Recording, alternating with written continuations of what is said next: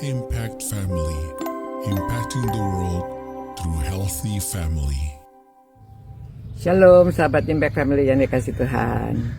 Saudara-saudara, segala sesuatu yang kita lakukan, kalau sering kita lakukannya, itu menjadi suatu kebiasaan. Kalau kita latihan sesuatu yang baik, kita sering berlatih, ya, seperti orang belajar musik, harus latihan terus-menerus sampai dia bisa menjadi pemusik yang baik. Menyanyi demikian juga. Latihan apa saja, sekolah, belajar matematika, saudara mesti sering mengulang-ulang, ya, mengajar anak tuh berkali-kali, misalnya ngajar tambah-tambahan, kurang, apalagi kali-kalian. Ya, kalau kita latih mereka sering, mereka cepat. Jadi sejak kecil itu waktu saya melatih anak-anak itu untuk belajar kali-kalian, saya ajarkan mereka untuk menghafal. Nggak bagus ya sekarang itu di jumlah-jumlah. Tapi saya ajarkan, lalu anak saya juga, dia menjadi guru, dia mengajarkan anak-anaknya dengan nyanyian supaya kali-kaliannya itu dapat diingat terus, ya. Nah, saudara, demikian juga kebiasaan untuk berkata-kata bohong, ya, atau berdusta. Nah, di dalam nasihat Kolose 3 ayat 9, janganlah lagi kamu saling mendustai, karena kamu telah menanggalkan manusia lama serta kelakuannya.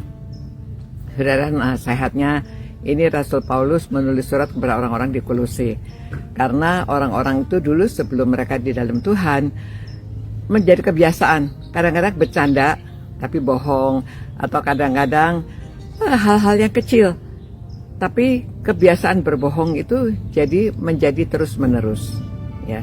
Demikian juga ini gereja, ya, di dalam gereja juga bisa begitu. Kadang-kadang orang, untuk apa orang mendustai? Kadang-kadang itu orang berdusta untuk menyelamatkan muka, maksudnya menyelamatkan harga dirinya, ya. Jadi dia itu menyelamatkan harga dirinya dengan berkata-kata dusta. Nah, ini menjadi kebiasaan. Jadi pada waktu mereka sudah di dalam Tuhan, maka Rasul Paulus menasihati jangan lagi kamu saling mendustai, ya. Dan ini firman Tuhan berlaku terus untuk kita sampai sekarang. Jangan kamu saling mendustai, karena dusta itu akibatnya bisa banyak, ya. Seperti di Taman Eden, iblis mendustai Adam dan Hawa. Akhirnya seluruh dunia kita menjadi orang-orang yang berdosa, ya. Karena satu dusta dilakukan, dusta ditambah dusta lagi, ya. Saya tidak ceritakan lagi pada waktu Adam dan Hawa itu. Kan dia kepada Tuhan juga coba berusaha menutupi, ya, saya dosa karena dia akhirnya kacaulah seluruh dunia. Nah, pada waktu Esau dan Yakub mendustai ayahnya mendapatkan berkat, lalu dia sudah ketakutan, lari sampai dia untuk mendapatkan istri yang dia sukai, Rahel, dia harus bekerja sampai 14 tahun akibatnya. Dan itu masih ketakutan. Waktu mau pulang, mau bertemu dengan Esau, dia masih ketakutan, ya. Nah, itu akibatnya dusta itu panjang, ya, tidak sedikit tapi panjang. Karena satu dusta ditutupi lagi dengan satu dusta dan terus-terus jadi banyak dusta. Kemudian juga saudara, yang lebih fatal lagi, Ananias dan Safira, dia mendustai Roh Kudus. Tanah-tanahnya sendiri, barang-barangnya sendiri, tetapi dia memberi harga bohong karena dia mau cari muka, ya, mau seakan-akan dia itu memberi perpuluhannya banyak, padahal dia menyisihkan sebagian untuk dia. Nah, dia membohongi Roh Kudus pada waktu itu dan mereka segera meninggal. Wah, itu yang paling fatal, ya, di dalam cerita di dalam Alkitab. Nah, tetapi ini juga untuk saudara dan saya, kita sudah di dalam Tuhan, tinggalkan, dikatakannya, ya, jangan kamu saling mendustai. Karena kamu telah meninggalkan manusia lama dan kelakuannya.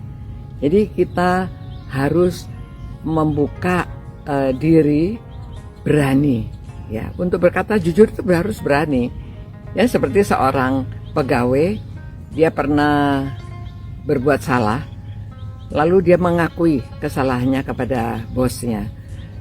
Ini kesalahan saya.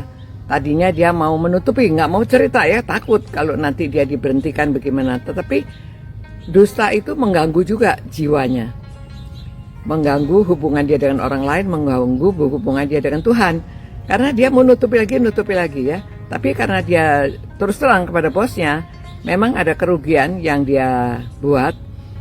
Tapi karena dia berani jujur, justru bosnya menghargai dia. Dan pada waktu bosnya mencari seorang yang bisa dipercaya, akhirnya orang ini dipercaya dan dia dinaikkan kedudukannya karena dia jujur, ya, berani menanggung risiko. Nah, saudara-saudara, marilah kita, apakah sudah di dalam Tuhan, kita sudah lahir baru, meninggalkan kelakuan yang lama, apakah masih punya kebiasaan demikian? Jadi marilah kita bersama-sama berkomitmen untuk tidak saling mendustai, ya, karena akibatnya fatal.